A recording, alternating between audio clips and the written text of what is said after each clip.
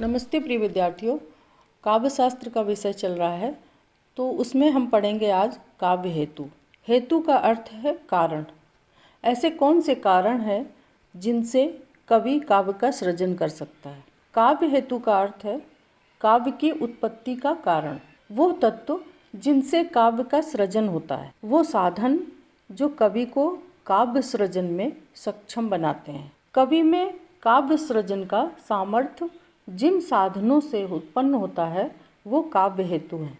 काव्य के वे कारण जिनके द्वारा कवि काव्य की रचना करता है वो काव्य हेतु हैं। काव्य हेतु 3 प्रकार के माने गए हैं: प्रतिभा, व्युत्पत्ति और अभ्यास। प्रतिभा जो ईश्वर प्रदत्त होती है, इसे शक्ति भी कहते हैं। व्युत्पत्ति जो शास्त्रों के अध्ययन से प्राप्त होती है।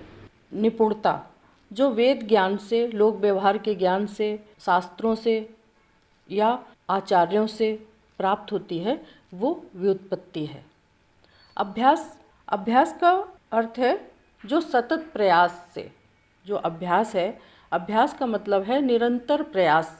अभ्यास का अर्थ है निरंतर प्रयास करते रहना। उदाहरण से समझते हैं। किसी के अंदर गायन की प्रतिभा जन्मजात है, गॉड गिफ्टेड है। व्युत्पत्ति अब गुरु से ज्ञान लिया और अभ्यास उसका रियाज किया, तो रियाज करने से उसके सुर और परिपक्व हो जाते हैं। व्युत्पत्ति गुरु से सुरों का ज्ञान लिया। उसी प्रकार से कवि के अंदर जन्म जन्मांतर के संस्कारों से प्रतिभा प्राप्त होती है उसे। व्युत्पत्ति शास्त्रों का अध्ययन करके, आचार्यों से ज्ञान प्राप्त करके और अभ्यास सतत प्रयास करने के बाद वो एक उचित और सुंदर काव्य की रचना कर सकते। प्रतिभा को काव्य का बीज माना गया है। प्रतिभा को ही काव्य का मूल हेतु माना गया है। सर्वप्रथम अग्नि पुराण में प्रतिभा के लिए कहा गया है, नरत्वम दुर्लभम लोके विद्या तत्र सुदुर्लभा, कवित्वम दुर्लभम तत्र शक्ति तत्र सुदुर्लभा। लोक में जीवन दुर्लभ है, नरत्वम दुर्लभम लोके, उसमें विद्यावान नर होना दुर्लभ है। कवित्वम दुर्लभम, और उस मनुष्य में कवित्व होना दुर्लभ है, और कविता करने की प्रतिभा तो और भी दुर्लभ है। दुर्लभ क्या होता है? जो कठिनाइयों से प्राप्त हो। लोक में जीवन दुर्लभ है, उसमें विद्यावान मनुष्य का होना दुर्लभ है, और उस मनुष्य में कवित्व परम दुर्लभ है, और कविता करने की प्रतिभा तो और भी दुर्लभ है। आचार्य भामा के अनुसार काव्य सृजन के लिए प्रतिभा होना अनिवार्य है। प्रतिभा को मूल काव्य हेतु माना है। उन्होंने कहा है, यथा गुरु देशाद ध्येतुम शास्त्रम जड़धि उपलम काव्यम तु जायते जातु कस्यचित प्रतिभावता। भामा ने कहा, गुरु के उपदेश से जड़ बुद्धि व्यक्ति भी शास्त्र ज्ञान प्राप्त कर लेता है, किंतु काव्य का सृजन तो प्रतिभाशाली व्यक्ति ही कर सकता है।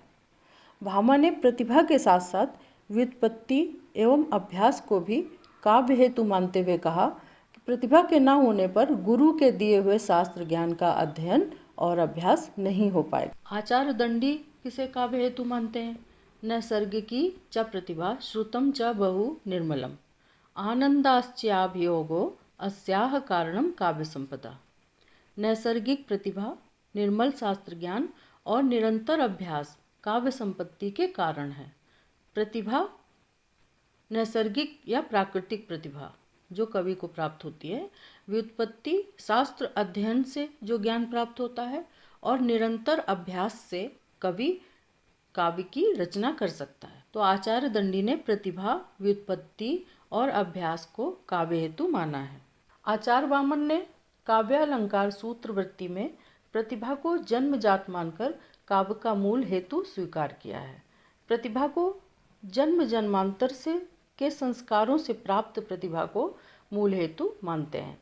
कवित्व बीजम प्रतिमानम कवित्वस्य बीजम, लोक विद्या और प्रकीर्ण लोक व्यवहार ज्ञान, विभिन्न प्रकार के शास्त्र ज्ञान को काव्य हेतु मानते हैं। प्रतिभा को कवित्व का बीज स्वीकारते हैं। मूल हेतु इन्होंने प्रतिभा को ही माना है। आचार्य मम्मट ने काव्य प्रकाश में लिखा है, शक्तिर्निपुणता लोकशास्त्र काव्याद्वेक्षणात् काव्यज्ञ शिक्षणाभ्यास इति हेतुस्तदुग्धवे। इन्होंने शक्ति को, निपुणता को और अभ्यास को काव्य हेतु माना है। शक्ति क्या है? प्रतिभा, निपुणता व्युत्पत्ति, लोकशास्त्र का या लोक व्यवहार का ज्ञान, जो शास्त्रों के अध्ययन से ज्ञान प्राप्त हुआ। अभ्यास काव्य शास्त्र का अध्ययन और अभ्यास, अध्ययन करने के बाद अभ्यास करने को इन्होंने काव्य हेतु माना है। इन्होंने शक्ति, निपुणता और अभ्यास को काव्य हेतु माना है। आचार्य रुद्रट ने प्रतिभा, व्युत्पत्ति, अभ्यास को काव्य हेतु माना है। इन्होंने कहा है काव्य का हेतु प्रतिभा है, व्युत्पत्ति और अभ्यास प्रतिभा के कारण है। जयदेव ने क्या कहा? श्रुत व्युत्पत्ति अभ्यास सहित प्रतिभा काव्य हेतु है। उन्होंने कहा शास्त्रों के अध्ययन से प्राप्त ज्ञान, व्युत्पत्ति, अभ्यास सहित प्रतिभा काव्य हेतु है। प्रतिभा, व्युत्पत्ति, अभ्यास का समन्वित रूप काव्य हेतु है। आचार्य राजशेखर ने क्या कहा है? समाधि एवं अभ्यास से उत्पन्न शक्ति काव्य हेतु का कारण है। समाधि योग या ध्यान से प्राप्त ज्ञान एवं अभ्यास से जो शक्ति उत्पन्न होती है वो काव्य हेतु है। शक्ति अर्थात प्रतिभा, प्रतिभा को काव्य हेतु माना है। राजशेखर काव्य हेतु को कारण माताएं कहते हैं। हेतु अर्थात कारण, तो राजशेखर ने काव्य हेतु को कारण माताएं भी कहा है। प्रतिभा व्युत्पत्ति मिश्रा समवेते श्रेयस्यो इति। प्रतिभा और व्युत्पत्ति दोनों समवेत रूप में काव्य के श्रेयस्कर हेतु हैं। वाग्भट प्रतिभा कारण है, व्युत्पत्ति विभूषण है, अभ्यास काव्य सृजन का सौंदर्यवर्धन करता है। प्रतिभा काव्य हेतु है और व्युत्पत्ति उसका विभूषण है। शास्त्र अध्ययन, लोक व्यवहार का ज्ञान, ऋतु ज्ञान, ये सब प्रतिभा के विभूषण हैं। अभ्यास काव्य सृजन का सौंदर्यवर्धन करता है। जैसे अभ्यास करने से निखार आता है काव्य में। काव्य के मूल प्रेरक तत्व को काव्य हेतु कहते हैं। प्रतिभा, व्युत्पत्ति और अभ्यास प्रतिभा के ही परिष्कारक, पोषक एवं संवर्धक हेतु हैं। काव्य हेतुओं के स्वरूप। प्रतिभा काव्य का मूल हेतु है। प्रतिभा को काव्य का मूल हेतु माना गया है। आचार्य मम्मट शक्ति कविता बीज रूपः संस्कार विशेषः। शक्ति कविता का बीज रूप संस्कार विशेष है। शक्ति अर्थात प्रतिभा, प्रतिभा को ही कविता का बीज रूप संस्कार विशेष माना गया है। काव्य का मूल हेतु प्रतिभा को ही माना गया है, जिसके बिना सृजन नहीं हो सकता। आचार्य वामन ने कहा है प्रतिभा जन्म से ही होती है। जन्म से ही मतलब ईश्वर प्रदत्त होती है, गॉड गिफ्टेड। आचार्य रुद्रट ने 2 प्रकार की प्रतिभा का निरूपण किया है। सहजा प्रतिभा, उत्पाद्य प्रतिभा। सहजा प्रतिभा पूर्व जन्म के संस्कारों से प्राप्त प्रतिभा है। पूर्व जन्म के संस्कारों से प्राप्त हुई है प्रतिभा, सहज रूप से जो प्राप्त हुई है वो सहजा प्रतिभा। उत्पाद्य प्रतिभा बाह्य साधनों से अर्जित की गई है।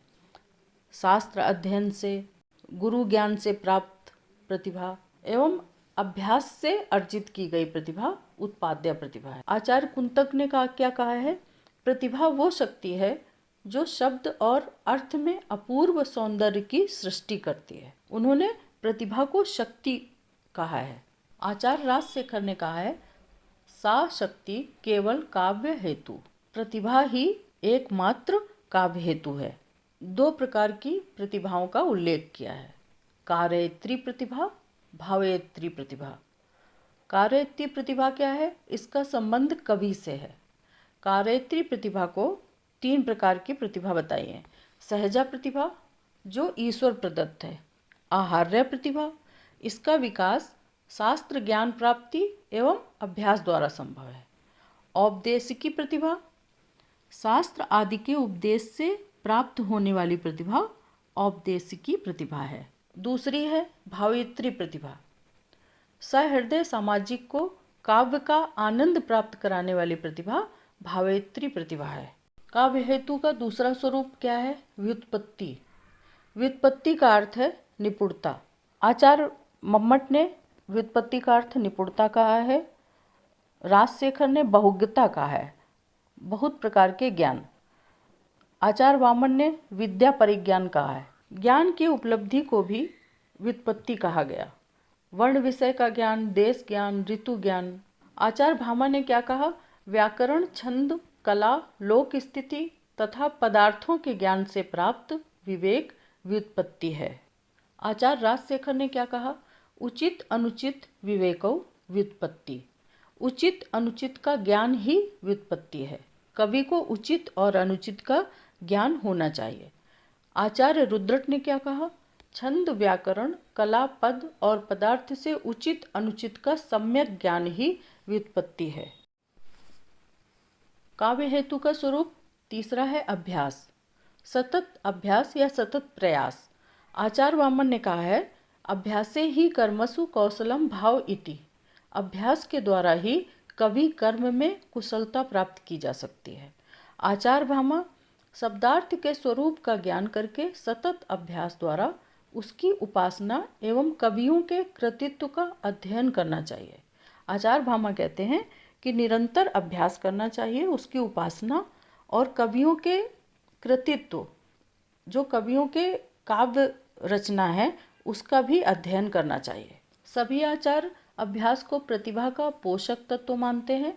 अभ्यास के बिना प्रतिभा कुंठित होकर नष्ट हो जाती है। आचार्य दंडी ने कहा, अभ्यास को ही काव्य का प्रमुख हेतु माना है उन्होंने। प्रतिभा और व्युत्पत्ति के अभाव में अभ्यास से ही काव्य रचना हो सकती है। प्रतिभा अनिवार्य।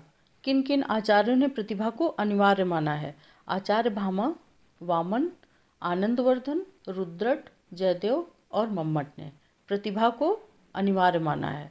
कहा है, प्रतिभा के बिना काव्य की रचना नहीं हो सकती। प्रतिभा, व्युत्पत्ति, अभ्यास काव्य के आवश्यक हेतु हैं। ये किन किन आचार्यों ने कहा? मम्मट ने, आनंदवर्धन, रुद्रट, जयदेव और दंडी ने। प्रतिभा, व्युत्पत्ति और अभ्यास तीनों को ही काव्य का आवश्यक हेतु माना है। प्रतिभा काव्य का हेतु है, व्युत्पत्ति अभ्यास प्रतिभा के कारण है। ये किसने कहा? जगन्नाथ, हेमचंद्र और वाग्भट ने। अभ्यास प्रतिभा के अभाव में भी काव्य सृजन हो सकता है। आचार्य दंडी ने अभ्यास को कहा कि अभ्यास प्रतिभा और व्युत्पत्ति के अभाव में भी काव्य का सृजन हो सकता है। आचार्य दंडी ने कहा, अभ्यास मात्र से ही काव्य सृजन हो सकता है। हिंदी आचार्यों के अनुसार काव्य हेतु के विषय में क्या मत है? रामचंद्र शुक्ल जी ने प्रतिभा को काव्य का मूल हेतु मानते हुए व्युत्पत्ति एवं अभ्यास को भी महत्व प्रदान किया है। प्रतिभा को काव्य का मूल हेतु माना है और व्युत्पत्ति और अभ्यास को भी अनिवार्य मानते हैं। अज्ञेय ने प्रतिभा को मूल काव्य हेतु माना है। श्रीपति ने अपनी रचना वाक्य सरोज में कहा है, शक्ति निपुणता लोकमत व्युत्पत्ति और अभ्यास अरु प्रतिभा ते होत हैं ताको ललित प्रकाश। इन्होंने तीनों को काव्य हेतु माना है, शक्ति, निपुणता अर्थात व्युत्पत्ति और अभ्यास। कुलपति मिश्र ने रस रहस्य में कहा है, कवित्व का कारण कहीं शक्ति कहीं व्युत्पत्ति कहीं अभ्यास है। शब्द अर्थ जिनते बने नीकी भांति कवित्व सुधि धावन समृद्ध तिन कारण कवि को चित्त। महावीर प्रसाद द्विवेदी जी कहते हैं, कवि के लिए जिस बात की सबसे अधिक जरूरत होती है वो प्रतिभा है। इन्होंने प्रतिभा को अनिवार्य माना है। जिस कवि को मनोविकारों और प्राकृतिक बातों का ज्ञान नहीं होता वो कदापि अच्छा कवि नहीं हो सकता। पाश्चात्य आचार्यों ने क्या कहा है? प्रेरणा के अभाव में कोई स्फुरण संभव नहीं। प्लेटो ने कहा है, there is no invention in him until he has been inspired. अरस्तु ने प्रतिभा जन्मजात होती है। अरस्तु ने कहा, प्रतिभा जन्मजात होती है, a man of born talent. Horace ने क्या कहा? प्रतिभा के साथ अभ्यास अनिवार्य है। जॉनसन ने कहा, प्रतिभा, व्युत्पत्ति और अभ्यास काव्य के लिए अनिवार्य है। प्रतिभा अर्थात ईश्वर प्रदत्त, व्युत्पत्ति शास्त्र ज्ञान, अभ्यास। पाश्चात्य विद्वानों ने काव्य हेतु को काव्य देवियाँ कहा है। पाश्चात्य विद्वान काव्य हेतु को काव्य देवियाँ कहते हैं। कृपया इजी विद्या चैनल को सब्सक्राइब करें, लाइक करें, कमेंट करें, सुझाव दें। Thanks for watching.